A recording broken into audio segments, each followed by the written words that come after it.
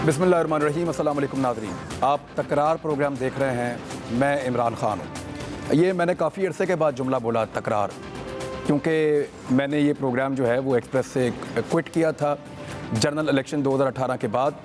फिर मैं एक और टीवी चैनल पे प्रोग्राम करता रहा हूँ और उसके अलावा फिर मैंने अपना सोशल मीडिया के ऊपर भी प्रोग्राम शुरू किया।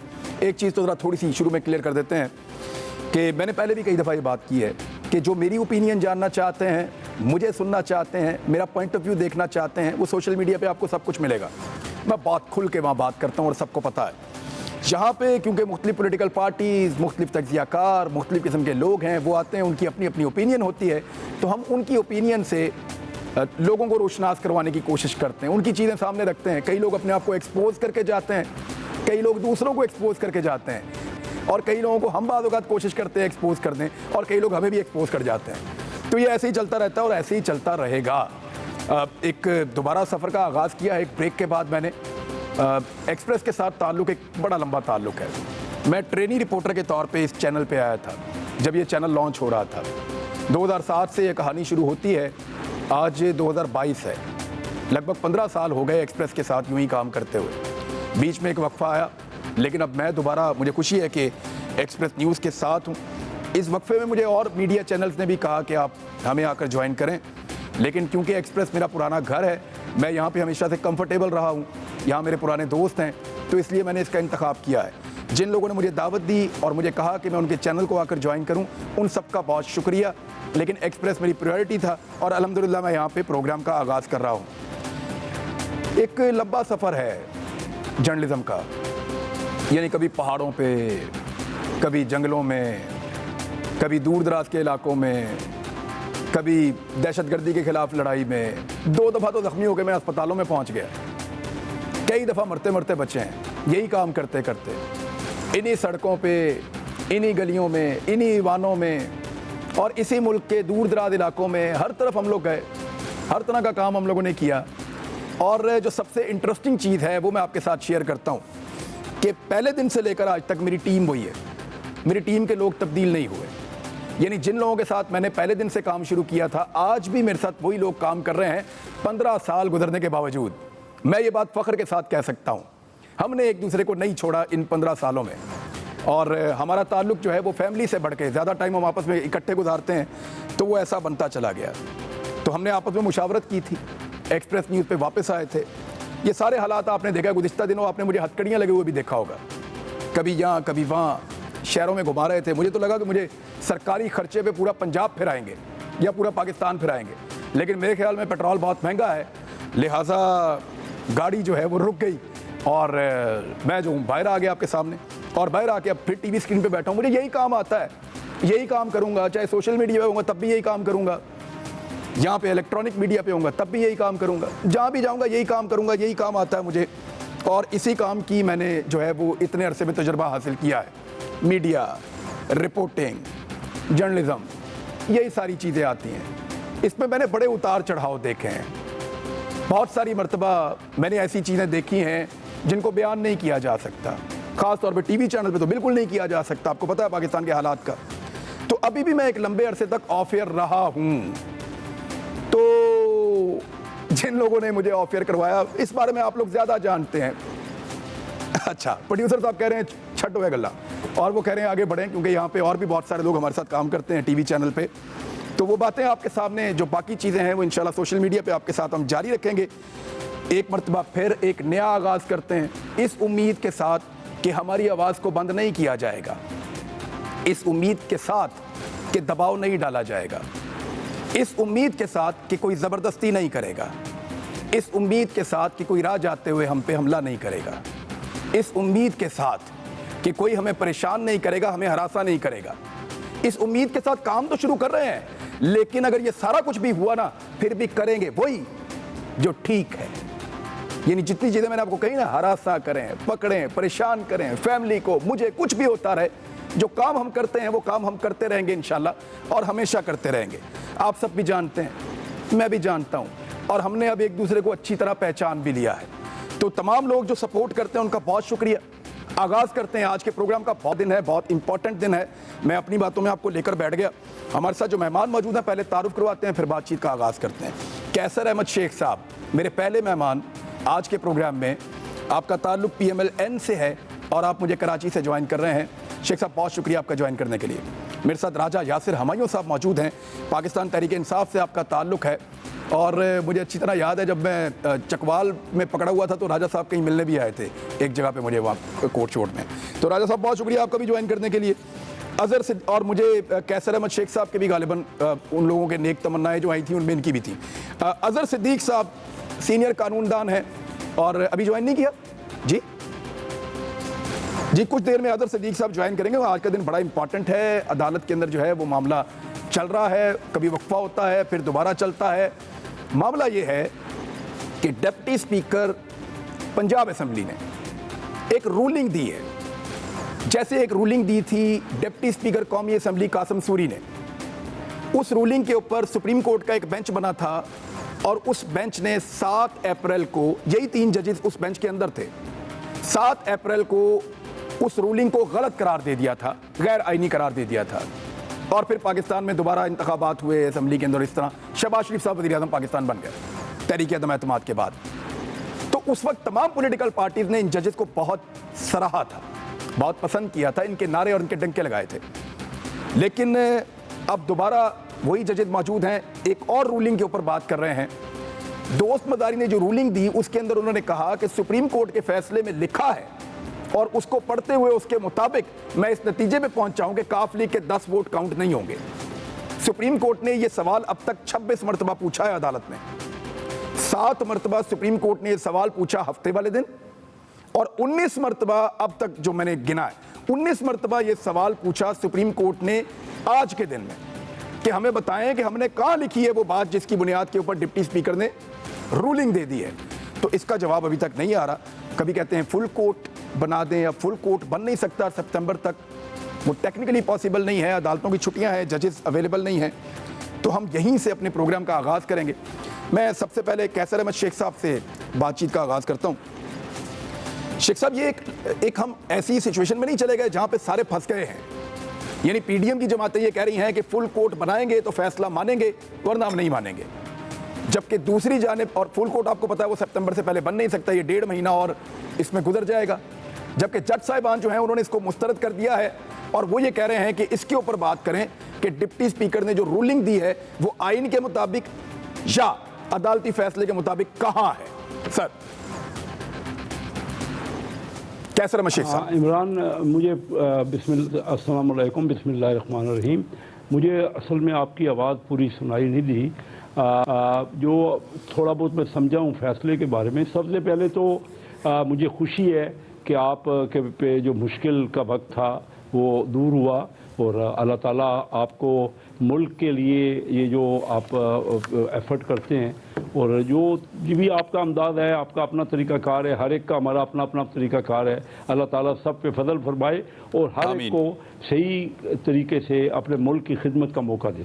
तो ये सुप्रीम कोर्ट को देखिए ना, ये जो कासिम सूरी साहब का जो आपने हवाला दिया, डिप्टी स्पीकर थे, तो मैं उस वक्त मौजूद था कौमी असम्बली में और एक वोट ऑफ नो कॉन्फिडेंस की बात हो रही थी। हमारे मेंबर्स जो एक वोट ऑफ नो कॉन्फिडेंस एक कानूनी मामला था और कानून के मुताबिक था। जब मेंबर पूरे हो गए तो कासिम सूरी साहब ने, स्पीकर साहब खुद तो तशरीफ नहीं लाए, तो कासिम सूरी साहब ने एक अपनी रूलिंग दे दी।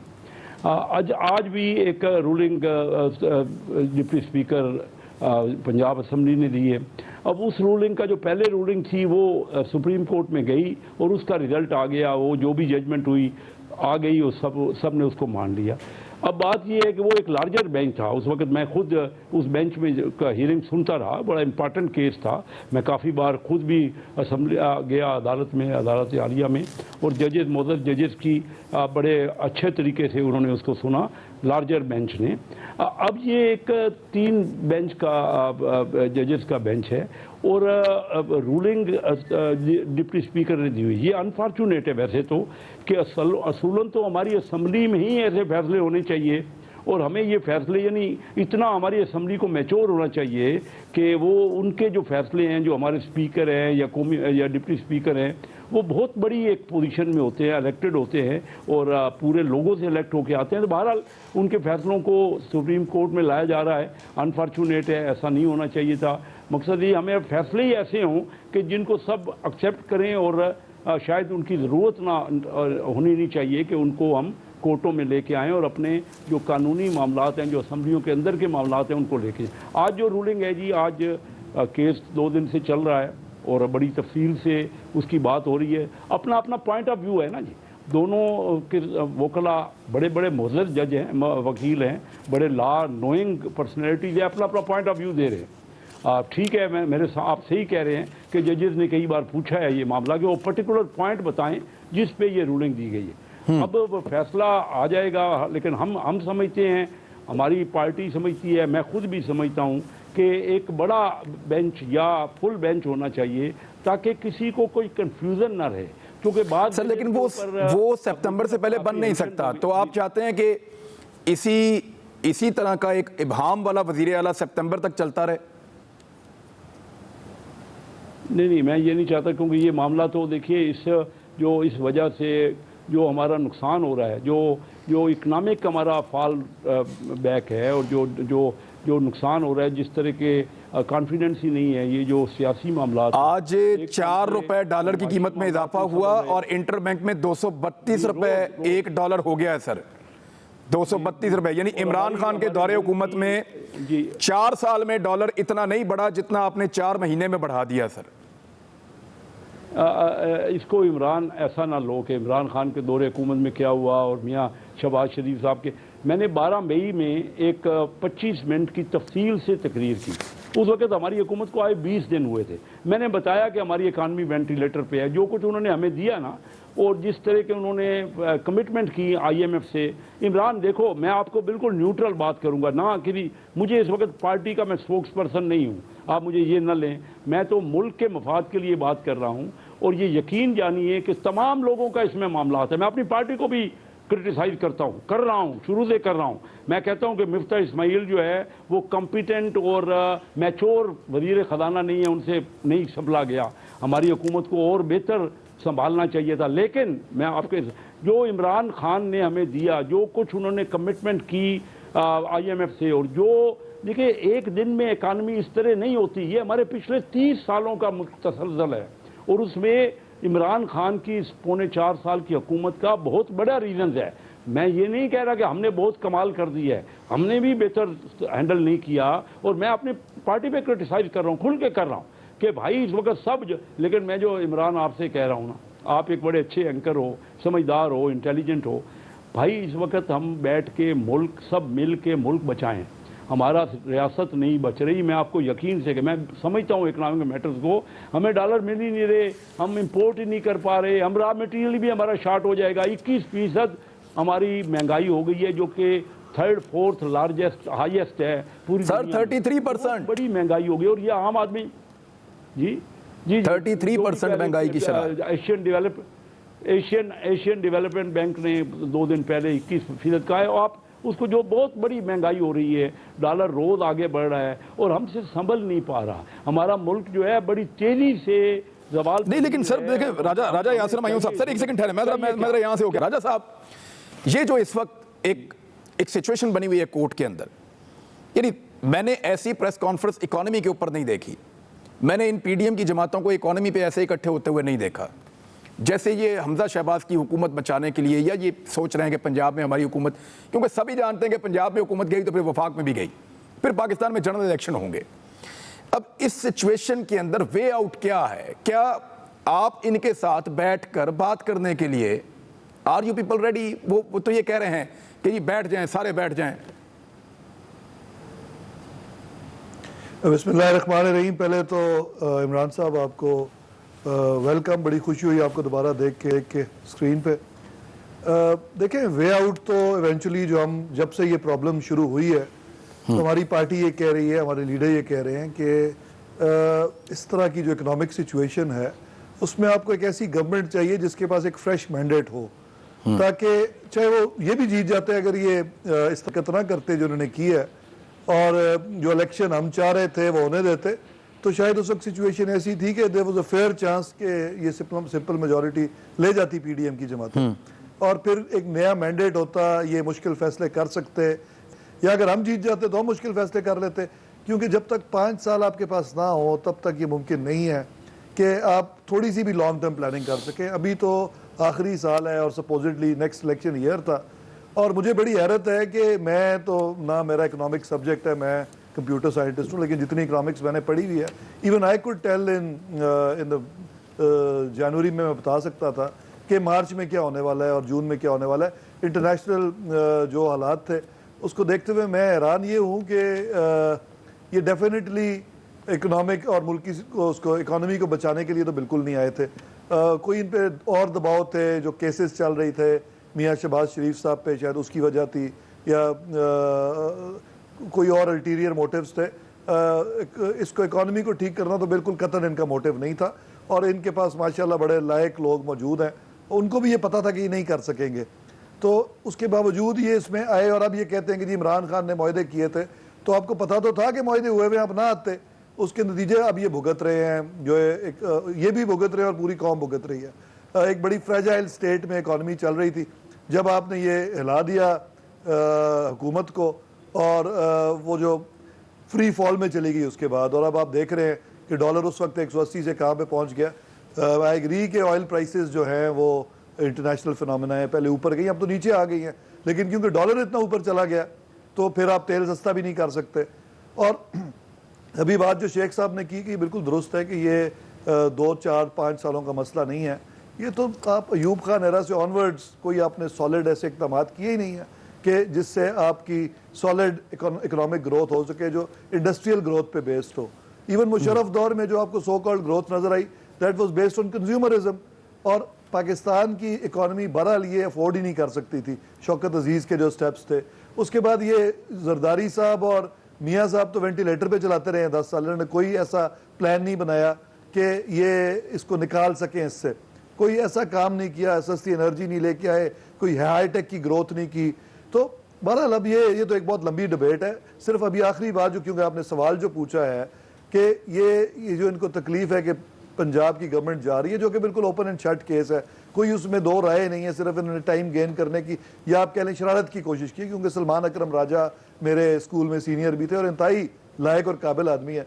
उनका भी एक ओपिनियन आ गया, जो कि उनका है भी वो प्रो नून लीग, उनका जो माइंड वकील रहे हैं उनके, लेकिन वो भी ये कह रहे हैं कि ये गलत हो गई रूलिंग, वो ये कह रहे हैं कि गैर कानूनी है। और जरदारी साहब की बात मान के आज यहाँ पे पहुंच गए हैं, तो मैं समझता हूँ कि बड़ी ये मुझे हैरत है नून लीग की इस तमाम पॉलिसी पे, और जिस लेवल पे ये पहुंच चुके इसके खुद ये जिम्मेदार है।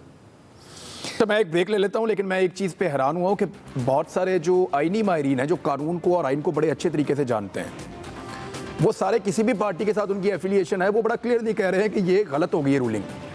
लेकिन हमारे जो कुछ सहाफ़ी हैं, जो तजियाकार हैं, वो कह रहे हैं नहीं गलत नहीं हुई, ठीक है। पता नहीं हम क्या साबित करना चाहते हैं। ब्रेक, वापस आते हैं फिर बात करें।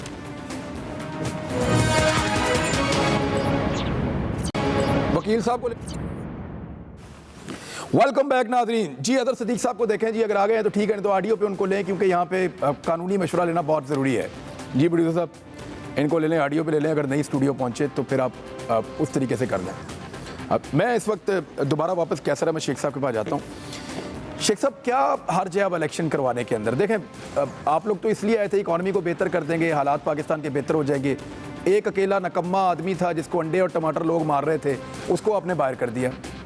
अब आप सारे तजर्बाकार, जितने पाकिस्तान के बेहतरीन दिमाग हैं, वो सारे हुकूमत के अंदर हैं, और लोगों ने उम्मीद लगाई ये हमारा हाल बदल देंगे, हमें बेहतर करेंगे।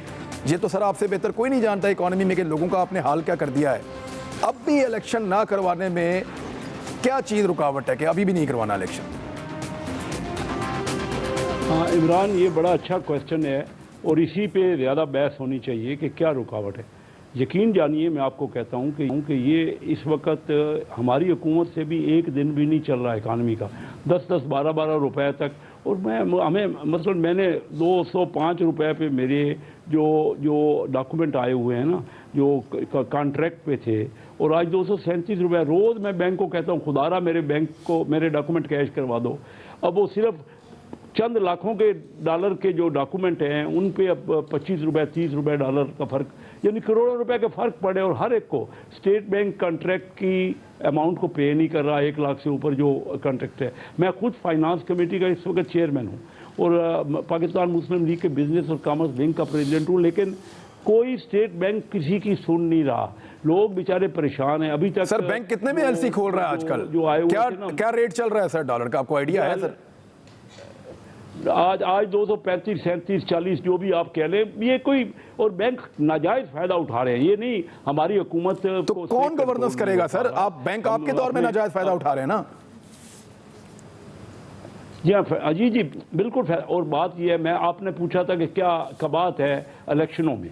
इमरान, क्योंकि आप एक सोचने वाले और मेहनत करने वाले एंकर हैं, मैं आपको जानता हूँ। इख्तलाफ राय आपका एक ओपिनियन है, वो एक हो सकता है मैं उससे इख्तलाफ करता हूँ, लेकिन मैं आपको जानता हूँ कि आप उस पर मेहनत करते हैं।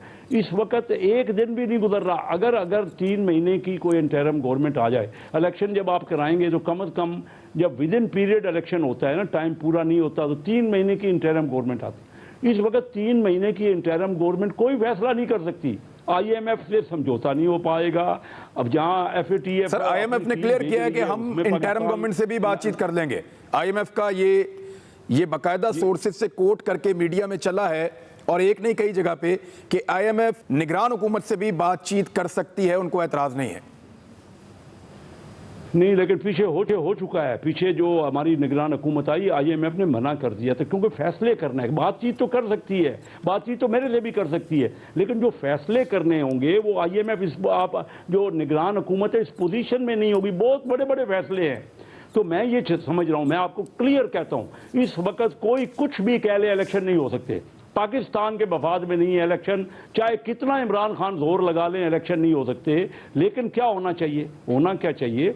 देखिए, 2 वोटों से वहाँ पे सेंटर में हमारी हुकूमत है, यहाँ चंद वोटों से अगर अब किसी की भी हुकूमत बन जाएगी तो चंद वोटों से होगी। पंजाब में इस वक्त एक कंसेंसस, पहले दिन से मैं ये कह रहा हूँ, मुल्क बचाओ, अपनी रियासत को बचाओ। हमारा मुल्क इस वक्त बड़ी तकलीफ में, मैं बड़े दर्द से आपसे बात कर रहा हूँ। मुझे पॉलिटिक्स में कुछ नहीं लेना, मैं तो आया था कि इकनॉमिक मैटर्स में कुछ ना कुछ कंट्रीब्यूट कर लूँ, जो मैं नहीं कर पा रहा। मैं आपको यकीन से कह रहा हूँ, लेकिन हम सबको मिल के आपके लिए, मुल्क मेरे से भी आप ज़्यादा मुल्क को अजीज़ रखते हैं, उससे प्यार करते हैं, हम सब मिल के बैठे। इस वक्त पार्टियां अजीज नहीं है, मैं अपनी पार्टी को छोड़ सर, लोगों को तो कॉन्फिडेंस नहीं है सिस्टम के अंदर। देखें, लोगों को तो एतमाद तब आएगा जब आप इलेक्शन अनाउंस करेंगे। लोगों का तो आपकी मार्केट ही नहीं, पर मार्केट बिल्कुल स्टक है, लोग पैसा निकालने के लिए तैयार नहीं है। इलेक्शन अनाउंस करेंगे तो लोग, ये बिल्कुल खत्म हो जाएगा आपका। इस वक्त वेंटिलेटर पे है। जब आप खुदा ना खास्ता हमारा कोई मरीज होता है ना वेंटिलेटर पे, तो जो रिश्तेदारों में आपस में इख्तलाफ भी होता है ना, वो भी उसकी दुआ करते हैं और उसका कोई अच्छा इलाज करवाते हैं। सर, फिर ये सारा मसला खड़ा क्यों किया था? 6% की ग्रोथ चल रही थी सर, लगातार 2 सालों से 6% की ग्रोथ चल रही थी। पाकिस्तान की टैक्स कलेक्शन रिकॉर्ड हो रही थी, रेमिटेंसेस ज्यादा हो गई थी, आपका जो आपकी एक्सपोर्ट्स रिकॉर्ड हो गई थी, हर चीज आपकी बेहतर जा रही थी। फिर ये किया क्यों सर सारा कुछ? इमरान, आपकी पार्टी के लोग वैसे ये कहते हैं कि किसी खास आदमी को किसी खास कुर्सी पे बिठाना था, उस डर की वजह से ये सारा कुछ हमसे करवा लिया गया। नहीं, इमरान देख, 17 अरब डॉलर का करंट अकाउंट का खसारा हो चुका था। हमारी हमारा जो बजट डेफिसिट है वो 3,500 अरब रुपया हो चुका था। अब बताइए कि डॉलर का रेट जो है फ्लक्चुएट, यानी ये जो है ना, करंट अकाउंट होता है या बजट अकाउंट, और बजट का खसारा होता है, ये दोनों हाईएस्ट पहुंच गए थे। हमारी इंपोर्ट और एक्सपोर्ट का गैप जो है ना, वो बहुत ज्यादा हाईएस्ट। सर, जरा कानूनी राय भी ले लेना सर, 1 मिनट राय ले लें। आफ्ताब बाजवा साहब हमारे साथ मौजूद हैं। अदर सिद्दीक साहब ने ज्वाइन करना था, पता नहीं वो कहाँ गए, लेकिन हमें आफ्ताब बाजवा साहब ने ज्वाइन किया। बाजवा साहब, बहुत शुक्रिया आपका ज्वाइन करने के लिए। ये जो कोर्ट में हो रहा है सर, फिर ब्रेक हो गई है, आप इसमें से क्या निकलता हुआ देख रहे हैं सर? अभी तक की क्या समझ आई है आपको सारी प्रोसीडिंग से? प्रोसीडिंग्स में जितने जजेस साहबान से 2 या 3 सवाल करते हैं, उनके पास किसी वकील के पास, उनके मुखालिफ वकीलों के पास जवाब नहीं, ना हमजा के वकील के पास जवाब है, ना जो डिप्टी स्पीकर का वकील है उसके पास जवाब है, ना चौधरी शुजात का वकील है उसके पास कोई जवाब है, ना ही पीपल्स पार्टी के फुलका स्नैक पेश हो रहे हैं, ना ही उनके पास जवाब है। वो आज तो एक यहाँ तक वो चला दी उन्होंने, वो डिप्टी स्पीकर की जो टेप थी जिसमें वो उसने कहा कि जी मुझे तो अभी मरासला मिला है, उन्होंने कहा जी मरासला तो जब ये इलेक्शन शुरू हो गया था, इनकी वोटिंग हो रही थी वज़ीर-ए-आला पंजाब की, तो दरवाजे तो बंद कर दिए गए थे असेंबली के सारे। जब दरवाजे बंद हो गए तो उसके बाद 1 घंटा इनको लगा वोटिंग पे भी, उसके बाद ये निकाला, जब रिजल्ट अनाउंस कर दिया तो बाद में मरासला दिखा रहा है। तो इसका मतलब ये हुआ कि मेंबरान जो हैं जिनको ये मरासला दिखाना था, बताना था, उनको तो इल्म ही नहीं है इस मरासले का, कभी हमारे पार्टी हेड ने क्या कहा है। फिर उन्होंने ये एक बात आज इस पे भी बड़े कहके लगे अदालत के अंदर कि ये इस हद तक जो है इन्होंने बेईमानी की है। दूसरा, फिर जब ये अदालत ने ये बात पूछी उनसे कि भी कम से कम हमें ये बता दें कि हमारे फैसले का, जो डिप्टी स्पीकर हमारे फैसले का रेफरेंस दे रहा है, उसमें वो कौन सा पैरा है जिसमें हमने ये कहा है कि ये वोट गिने नहीं जा सकते। ये सवाल 26 मरतबा पूछा है, 19 मरतबा आज और 7 मरतबा पिछले दिन। जी बिल्कुल, आज भी साहब ने यही कुछ होता रहा, लेकिन इसका भी कोई जवाब नहीं था। फिर उसने बार बार कहा कहाँ लिखा है पार्टी हेड, हमें वो बता दें, कॉन्स्टिट्यूशन में किसी ऑर्डर में बता दें पार्टी हेड के बारे में। पार्लिमानी पार्टी लिखा हुआ है, तो पार्लिमानी पार्टी वही है जो 10 मेंबर उनके चुने गए थे। वो उन्होंने लिख के तो अपना लीडर साजिद भट्टी ने लिख के दे दिया था सारा जो है अपना कि हमारा कैंडिडेट प्रेज लाई है। अब जो कैंडिडेट भी अपने आप को वोट नहीं डाल सकता, इसका जवाब दें। तो इस पे सब खामोश थे। तो इसके बाद ये इसी मिन तरले पे सब लगे हुए थे जी हमें कोई तारीख दे दें, हमें कोई तारीख दे दें, हमें कोई तारीख दे दें। सिवाय तारीख मांगने के आज कोई और कार्रवाई नहीं हुई। नहीं तो निकलेगा क्या सर इसमें से? देखिए अदालत का तो बड़ा क्लियर है, अदालत एक ही सवाल पूछती है जी बताएं कहां लिखा है। एक चीज देखें ना, इन्होंने ये क्लेम किया कि इस पेपर के अंदर ये चीज लिखी हुई है और इस लिखे हुए की बुनियाद के ऊपर मैं ये रूलिंग दे रहा हूं। तो अदालत ने कहा ठीक है आपने रूलिंग दे दी, अब उसी पेपर के अंदर वो जो लिखा हुआ है जिसकी बुनियाद पे आपने रूलिंग दी है वो लिखा हुआ मुझे दिखा दें। जज साहब बार बार ये पूछते हैं वो लिखा हुआ क्यों नहीं दिखाया जा रहा उनको? नहीं, आज एक बात कर दी चौधरी शुजात के वकील ने कि जनाब हमने जो मेंबरान है हमारे 10 उनको लेटर भेज दिए थे। उन्होंने किधर है वो? उन्होंने कहा हमें टाइम दे, हम उनकी कापियां साथ लगा देते हैं पिटीशन की, हमारे पास हमें टाइम ही नहीं मिला लगाने का, तो लिहाजा हम वो कापियां साथ लगा देते हैं। तो फिर उन्होंने कहा जी अच्छा जी आपके मेंबरान, फिर वो जो हैं 10 मेंबरान, अगर आपने उनको लेटर लिखे तो वो डिप्टी वो जो है वो स्पीकर वो ये कह रहा है कि मुझे तो मरासला भी मिला है। तो ये उनको कापियां कब भेजी, तारीख देखें उसके ऊपर क्या लिखी हुई है। ये आज वो यानी कि मजाक बना हुआ था। मैं सोच नहीं सकता कि कॉन्स्टिट्यूशन मैटर में इतना बड़ा मुल्क हमारा 12 करोड़ का जो सूबा है, जो पता नहीं 40-50 मुल्कों से भी बड़ा है, उसके अंदर क्या हो रहा है कानून के साथ। अगर ये मुल्क होता तो दुनिया का 12वां बड़ा मुल्क होता।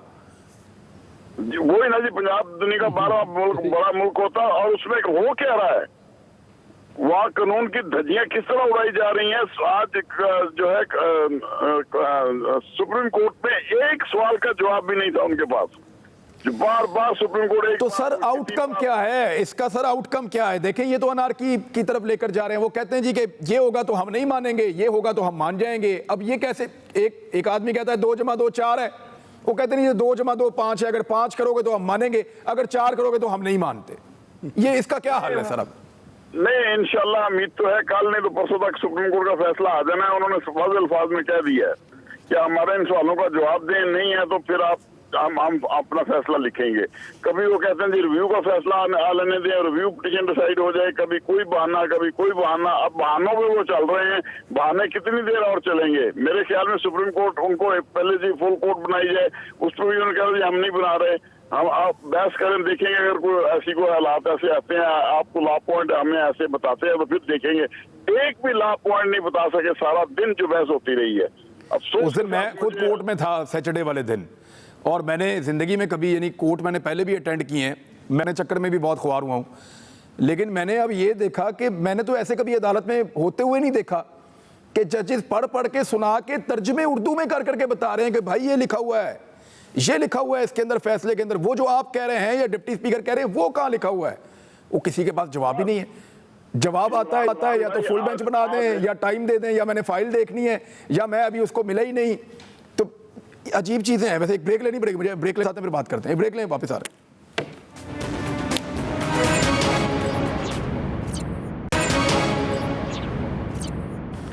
वेलकम बैक नाजरीन। राजा यासिर हुमायूं साहब, एक इसका पॉलिटिकल एंगल और भी है कि आज सारी पॉलिटिकल पार्टीज ने रोला डाला हुआ था, शोर मच रहा था। एक प्रेस कॉन्फ्रेंस हुई जहाँ पे कुछ 1.5 दर्जन के करीब जो है वो लोगों ने बैठ के प्रेस कॉन्फ्रेंस की। हालांकि वो एक प्रेस कॉन्फ्रेंस कर सकते थे, डॉलर की कीमत के ऊपर भी, पाकिस्तान के हालात के ऊपर भी, गवर्नेंस के ऊपर भी, सैलाब आया हुआ कई इलाकों के अंदर, उसके ऊपर भी, कराची डूब गया पूरा का पूरा और लोगों की अरबों रुपए का जो है सामान वो ज़ाया हो गया है। इन चीज़ों के ऊपर भी बात की जा सकती थी, लेकिन सबकी तवज्जो ये थी कि पंजाब की हुकूमत जो है उसके हवाले से अदालती फैसला या बेंच उनकी मर्जी का होना चाहिए। इमरान खान साहब कहाँ गायब हैं, वो क्यों खामोश हैं? इस मौका पर उनका चुप हो जाना थोड़ा मानी खेज है, क्यों? देखिए खान साहब, बिल्कुल ये ना एक ओपन एंड शट केस है, बचकाना सी बात है। जैसे बच्चे तीसरी जमात के झूठ बोलते हैं ना टीचर के सामने, फिर उसको डिफेंड करते हैं, फिर झूठ छुपाने के लिए एक और झूठ बोलते हैं। तो ये इस वक्त बिल्कुल बच्चों की तरह एक्ट कर रही है अपोजिशन, गवर्नमेंट। अपोजिशन तो एक्ट अपोजिशन की तरह कर रही है, इसलिए मेरे मुंह से अपोजिशन ही निकल जाता है। तो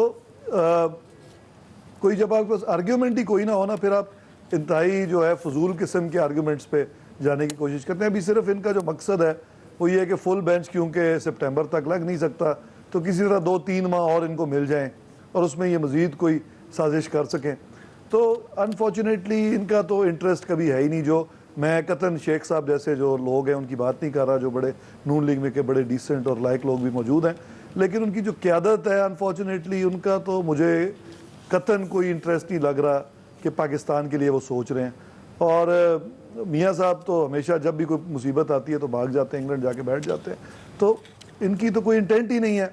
और जब ये गवर्नमेंट में आए थे तब भी इनकी ये इंटेंट, जैसे मैंने पहले कहा गुज़िश्ता सवाल के जवाब में, कि तब भी इनकी नीयत नहीं थी कि इन्होंने मुल्क ठीक करना है। इनको पता था कि प्रॉब्लम है, और ये अगर इनके अपने ये केसेस वाला इशू या कोई और जो प्रॉब्लम्स जो अब सामने आएंगी आहिस्ता आहिस्ता, वो इनको ना होती तो शायद ये गवर्नमेंट में आते भी ना, क्योंकि इनको समझ थी कि ये इकोनॉमी जो है ये ऑलरेडी एक ऐसी स्टेट में है कि इसको छेड़ा चढ़ा गया नहीं। लेकिन अभी इस वक्त देखें, आप लोग ये समझते हैं कि तमाम मसाइल का हल इलेक्शन में है।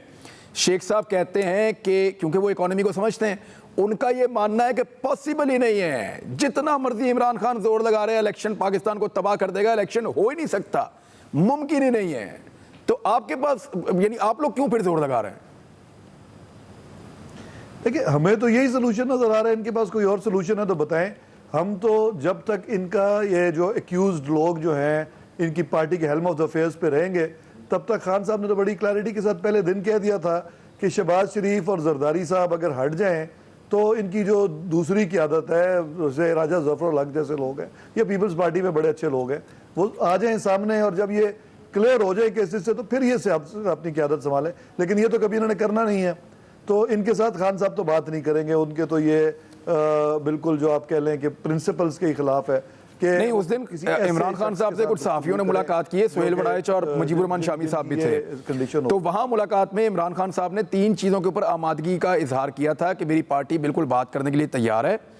3 चीज़ों पर उनकी आमादगी थी। नंबर 1 उन्होंने कहा कि बात हो सकती है, इलेक्शन की डेट दें और उनके ऊपर रिफॉर्म्स। नंबर 2 उन्होंने कहा मईशत को कैसे चलाना है उसके ऊपर अगर आप चाहते हैं तो हम बैठ के बात कर सकते हैं, लेकिन इलेक्शन की डेट दें पहले। नंबर 3 उन्होंने कहा कि पाकिस्तान की जो एस्टेब्लिशमेंट है उसका सियासत में जो किरदार है उसको महदूद करने के हवाले से अगर आपकी नीयत है तो आए बैठे बात करते हैं इन 3 चीज़ों के ऊपर। लेकिन साथ उन्होंने एक शर्त लगा दी, उन्होंने कहा जिस वक्त कोई मेरे साथ एहतसाब की बात करेगा या NRO की बात करेगा वहाँ से आगे हम नहीं बढ़ेंगे। ये इमरान खान साहब ने कहा था। जी एग्जैक्टली। तो मैं पहले यही अर्ज कर रहा हूँ कि जो जब तक इनके जो एक्यूज लोग हैं, जब वो हेल्म ऑफ द अफेयर्स पे हैं पार्टी पे, तो उनसे क्या बात की जाए। और खान साहब ने जो बात की है मेरा ख्याल है बिल्कुल जायज़। अभी भी नून लीग के जो सेन एलिमेंट्स हैं नून लीग में ये सोचें, और वाकई अगर मुल्क की उनको फिक्र है तो ठीक है। इनको अगर खान साहब पे भी एतराज़ है तो मेरा ख्याल है वो भी खान साहब भी पीछे हट जाएंगे, वो भी नहीं शामिल होंगे। लेकिन आप अपनी जो टीम्स हैं उनको भेज के इकट्ठा किया जा सकता है, जिस पे जिन कॉमन पॉइंट्स पे कंसेंसस डेवलप होता है, वो बैठ के इलेक्शन डेट और फिर ये इकोनॉमिक सिचुएशन को कैसे नॉर्मलाइज करना है, इन दोनों पे बात हो सकती है। तीसरी बात जो है एस्टैब्लिशमेंट वाली, मेरा नहीं ख्याल कि उस रोल को वो एक नेचुरली लिमिट होगा, उसको फौरी तौर पे लिमिटेड किया जा नहीं सकता पाकिस्तान के इस तरह के। ये तो उन सहाफियों की ख्वाहिश थी, उन्होंने बात की तो इमरान खान साहब ने कहा ठीक है करनी है बात तो कर लो। अब इसमें कैसर अहमद शेख साहब एक चीज़ और है, देखें आप लोगों ने आप लोगों ने नैब का आते ही बिल्कुल सारा सेटअप ठीक कर दिया अपने मुताबिक, FIA को आप लोगों ने बिल्कुल ठीक कर दिया, कवानीन आप लोगों ने बड़ी तेज़ी से तब्दील किए, सब ठीक कर दिया, जो ECL है उसके अंदर से लोगों का नाम निकलना, यानी हर वो चीज़ जो आपकी पॉलिटिकल क़यादत को फ़ायदा देती थी उनके केसेस के हवाले से, उन सब चीज़ों को आपने फ़ौरन ठीक कर दिया। ये जो पब्लिक का प्रॉब्लम था ये क्यों ठीक नहीं हो पाया सर आपसे? इमरान, आप दुरुस्त कह रहे हैं। देखिए बात ये, हम सबको सबसे पहले, जैसे मैंने कहा ना कि मुल्क का, हुमायूं साहब बड़ी अच्छी बात कर रहे हैं। देखिए ना, पहले हमें सबको बैठ के मुल्क का सोचना पड़ेगा। जैसे मैंने आपसे अर्ज़ किया ना, किसी सूरत में इस वक्त इलेक्शन इसलिए मुमकिन नहीं है कि 3 महीने की इंटरिम गवर्नमेंट नहीं बन सकती। अच्छा बैठे, लेकिन दोनों देखिए इतना हम तो सर वो आप 1.5 माह की बना लें, उसमें क्या फर्क पड़ता है? आप IMF के साथ डील करें, मैं अभी आप IMF के साथ डील करें और आप अगस्त के आखिर में हुकूमत खत्म करें, सितंबर में, अक्टूबर के एंड में इलेक्शन, 1.5 माह की इंटरिम गवर्नमेंट बना ले, से क्या फर्क पड़ता है? हर चीज़ पॉसिबल है। देखिए ना, पहले अपना कॉन्फिडेंस सारी दोनों पार्टियां जिस झगड़े पे जिस हद तक हमने पहुंचा दी है ना, मैं अभी UK से आ रहा हूं, वहाँ भी इलेक्शन हो रहे हैं, वहाँ भी जॉनसन जो है, बोरिस जॉनसन, वो हट रहे हैं, लेकिन वहाँ मैंने नहीं देखा कि ये टर्माइल जो हम अपने TV मीडिया पे और हम अपने लोगों में देख रहे हैं। देखिए बैठ के हर मामला हल होना चाहिए। इस वक्त मुल्क सबको अहमियत देना चाहिए। इस तरह अगर झगड़ा चलता रहा ना, ये 15 दिन, महीना और क्या हो जाएगा, आप सारी दुनिया में और एक्सपोज हो जाएंगे कि आपके पास कुछ भी नहीं है।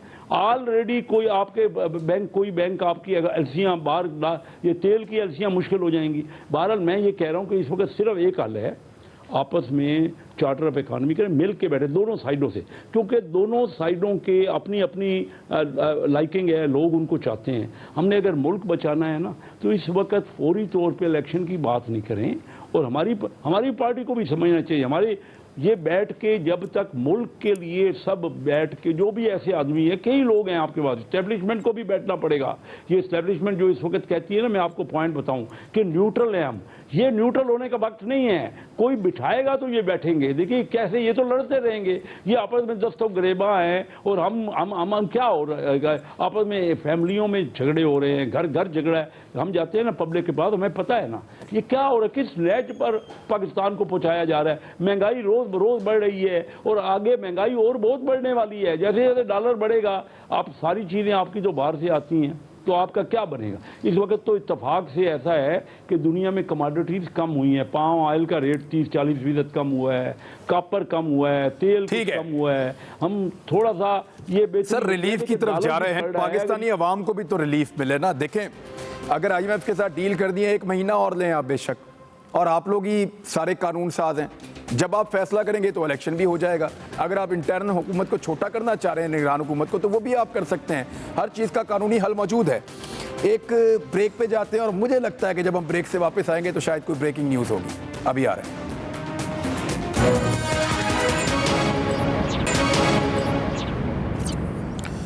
Welcome back Nadreen. अगर आप जजेस के रिमार्क्स देखें तो ऑलमोस्ट अंदाज़ा हो गया है कि फ़ैसला क्या आना है। यानी आज ज़्यादा वोट लेने वाला बाहर है और कम वोट लेने वाला वज़ीर आला बन गया है। इलेक्शन के नताइज मैंडेट का एहतराम करना चाहिए। ये chief justice of Pakistan justice Umar Ata Bandial, किसी को अच्छा लगे या बुरा, हम आइन और कानून के मुताबिक हमें फ़ैसला करना है। 179 वाला जो है वो वज़ीर आला बन गया है, 186 वोट लेने वाले को बाहर कर दिया गया है। अब इन चीज़ों को आप पढ़ें तो आपको आइडिया हो जाता है कि फ़ैसला क्या आने वाला है। और जिस भी वकील से हम बात कर रहे हैं या कानूनी माहिर से बात कर रहे हैं या जो रिपोर्टर वहाँ से रिपोर्ट कर रहे हैं अदालत से, अगर हमारी अभी किसी से बात हो सके तो अच्छी बात है, तो वहाँ से एक ही चीज़ बार बार सामने आ रही है कि जो अदालत के सामने पहले दिन से एक सवाल रखा हुआ है, अदालत ने पहले दिन से सामने एक सवाल रखा हुआ है और वो वकील को सवाल वो पूछते हैं, उसका जवाब नहीं आता। सवाल ये है कि हमने कब कहा था वो बात जिसकी बुनियाद पे आपने ये रूलिंग दे दी है। यानी हमने अपने फैसले में वो बात कहाँ लिखी जिसकी बुनियाद पे आपने ये रूलिंग दे दी है। अब इस एक सवाल का जवाब नहीं दिया जा रहा। बाकी हर बात घुमा फिरा कर की जा रही है कि आप इसको फुल कोर्ट में डाल दें, आप इसको फलां दरख्वास्त के साथ मिलाकर सुने, आप इसके ऊपर हमें एक और तारीख दे दें। तो मुझे नहीं लगता कि ये ज़्यादा लिंगर ऑन हो सकेगा। अभी फिर वक्फा था, वक्फे के बाद क्या होता है, लगता है अभी बहुत जल्द हमारे पास शायद कोई ब्रेकिंग न्यूज़ आने वाली है। वो आपके साथ इंशाल्लाह मैं होऊंगा तो यहीं पे शेयर हो जाएगी, वरना हमारी टीम यहीं पे मौजूद है, तो आपको यहाँ एक्सप्रेस न्यूज़ पे आपको ये मिल जाएगी खबर। लेकिन इस वक्त की जो सिचुएशन है राजा यासिर हमायूं साहब, अगर ये टेबल टर्न हो जाती है तो आपकी प्रायोरिटी क्या होगी पंजाब में? यानी परवेज़ इलाही वज़ीर आला पंजाब बन गए, देन व्हाट सर, क्या करेंगे आप? देखिए, जैसे मैंने पहले अर्ज़ किया कि हमारा तो प्रोग्राम ये है कि जल्द अज जल्द इलेक्शंस की तरफ जाया जाए, और ऑब्वियसली जब इनकी गवर्नमेंट नहीं रहेगी पंजाब में तो इनका कोई इंटरेस्ट भी सिर्फ इस्लामाबाद पे हुकूमत करने का रह नहीं जाएगा। तो मेरा ख्याल है फिर ये भी मजबूर हो जाएंगे और हमें इलेक्शंस की तरफ जाना ही पड़ेगा। तो हमारी प्रायोरिटी ये है कि जितनी जल्दी हो सके इलेक्शंस करवा दिए जाएँ, पॉसिबली अक्टूबर, नहीं तो उसके इर्द गिर्द जब भी मुमकिन हो। जब हमने अभी इस इलेक्शन से पहले ये जो CM का इलेक्शन था, तो खान साहब ने यही तमाम पार्लियामेंट्री पार्टी को कहा कि कोई हमारा लॉन्ग टर्म मंसूबा नहीं है पंजाब में गवर्नमेंट करने का, हुकूमत करने का। और जो हमारे ख्याल मेरी इन्फॉर्मेशन के मुताबिक हलफ बर्दारी में किस किस को बुलाना है इसकी लिस्टें मोहन्नस इलाही तैयार कर रहे हैं। वो वोट इमरान खान के बयानिए को दिए, हुकूमत करने के लिए नहीं दिए। तो इसलिए it's not a good time. कोई ऐसा काम हम नहीं कर सकते जो ना कोई नए नए मंसूबे ला सकते हैं ना कोई। तो मैं तो पर्सनली इंटरेस्टेड ही नहीं हूँ कि ज़्यादा लंबा अरसा कंटिन्यू किया जाए, ना हमारी पार्टी का ये पॉलिसी है। कैसर अहमद शेख साहब, एक चीज़ और मैं आपके सामने रख देता हूँ कि आपने गौर किया सर कि जितना रोला PDM की जमातों ने डाला हुआ है, ये फैसला उनके खिलाफ भी तो आ सकता है। अदालत के अंदर एक चीज़ है, एक रूलिंग है सामने पड़ी हुई। अब या तो अदालत कहेगी रूलिंग ठीक है, 10 बंदों का वोट फारग, या वो कहेगी रूलिंग गलत है, 10 बंदों का वोट जो है वो वैलिड हो जाएगा। अब इसमें फैसला किसी के खिलाफ भी आ सकता है, दोनों फ्री कैन के। लेकिन आपने गौर किया है कि आपकी पार्टी, आपके लोग या आपका इत्तेहाद जो है वो जजेस पे, अदलिया पे चढ़ाई कर रहा है, अब दूसरी तरफ से नहीं हो रही। अहमद अवैस साहब हमारे साथ लाइन पे मौजूद हैं, मैं ज़रा अहमद अवैस साहब से भी बात कर लूँ, कानूनी नुक्ता उनसे ले लेते हैं। अहमद अवैस साहब, ऐसा लगता है कि अदालत ने माइंड मेकअप कर लिया है और चीज़ें बहुत क्लियर हैं। 26 मरतबा उन्होंने एक सवाल किया, उसका जवाब अभी तक मैसर नहीं आया अदालत को और वकला नहीं दे पाए। तो आपके ख्याल में आज आए फैसला, कल आए फैसला, क्या फैसला मुतवक्के है? देखिए बहरहाल यहाँ तो हम तो सिर्फ एक स्पेकुलेशन कर सकते हैं, फैसला तो अदालत ने देना है। लेकिन जो सारी बहस हुई है और जो उन्होंने बार बार जो प्रॉपर्टी पेश की है, ये इतनी सी बात है। और ये क्योंकि हम पे हमारे ऊपर ये बात लगा के और इस जजमेंट जो हमने एक शॉर्ट ऑर्डर दिया था उसकी बेस बना के डिप्टी स्पीकर ने उनको करार दिया है कि ये कामयाब हो गए हैं हमजा साहब। तो ये हमें बताएं कि ये कहाँ से उन्होंने ये अखज़ किया है। ये सीधी सिंपल की इतनी बात है। साथ ही साथ उन्होंने आर्टिकल 63(1)(b) को पढ़ के बार बार सुनाया भी है और वो लिखा भी है उनके फैसले पैरा नंबर 3 के अंदर। उसकी वजाहत की हुई है कि पार्लिमानी पार्टी जो है वो एक अलग चीज़ है, जो इंस्ट्रक्शन, जो डायरेक्शन इशू करेगी वोटर्स अपने ग्रुप को कि तुमने फलां को वोट देना या नहीं देना। और उसके बाद वो अगर नहीं करेगा तो वो वोट इनवैलिड हो जाएगा और फिर पार्टी का जो पार्टी हेड है जो वो डिक्लेरेशन देगा। डायरेक्शन फॉलो ना करने की सूरत में पार्टी हेड जो है वो मुतहरिक हो जाएगा, वो मुतहरिक होगा और वो फिर डायरेक्शन, वो डिक्लेरेशन देगा। और कैसे देगा कि पहले वो उन मुनहरफ लोगों को शो का नोटिस करेगा, उनकी समाअत होगी, सुनेगा, और अगर सेटिस्फाइड नहीं हुआ उनसे फिर उसके बाद वो बाकायदा लिख के भेजेगा through presiding officer to the election commission कि इनको डिसीट किया जाए। Thank you very much sir, thank you very much. हमारा खत्म हो गया प्रोग्राम का, हम पहले कोशिश कर रहे थे, राब्ता आपसे हो नहीं पाया। नाज़रीन, ये आज का प्रोग्राम यहाँ ख़त्म हो रहा है और कल के प्रोग्राम तक मेरे ख्याल में काफ़ी चीज़ें क्लियर हो चुकी होंगी। कल उनके ऊपर दोबारा बैठेंगे, फिर डिबेट करेंगे। लेकिन कुछ भी हो, फैसला आपके हक में आए, आपके खिलाफ आए, आप फैसले पे तनकीद तो कर सकते हैं, सवाल उठा सकते हैं, लेकिन गालम गलोच, अदलिया की तौहीन, ये गलत है, ज़्यादती है, नहीं की जानी चाहिए। अब तक के लिए इतना ही, अपना ख्याल रखिएगा। अल्लाह हाफ़िज़।